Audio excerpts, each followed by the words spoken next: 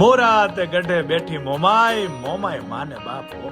કહેવાય છે કે સૌરાષ્ટ્રમાં જાડેજાઓ રહેતા હતા, જેમને અંદરો અંદર મતભેદ થતા કેટલાક કુટુંબો કચ્છ તરફ ચાલી નીકળ્યા. રસ્તામાં વિશાળ રણ આવતા તેઓ તરસે ટળવળવા લાગ્યા અને કુળદેવીમાં મોમાઈને યાદ કરવા લાગ્યા.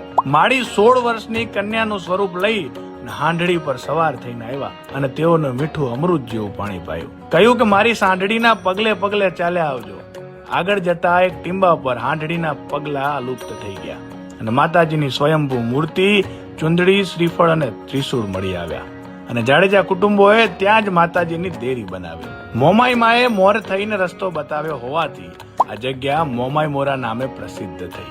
હાલ મોરાગઢ પણ કહેવાય છે. મોમાઈમાં પર રબારી, ભરવાડ, જાડેજા, કારડિયા, રજપૂત, વાઢેર, પટેલ તેમજ અન્ય સમાજો અનન્ય શ્રદ્ધા ધરાવે છે અને માતાજી ઘણાના કુળદેવી પણ છે. આપ પણ ક્યારેક આવજો મારી મોરાગઢ વાળી મોમાઈના દર્શને.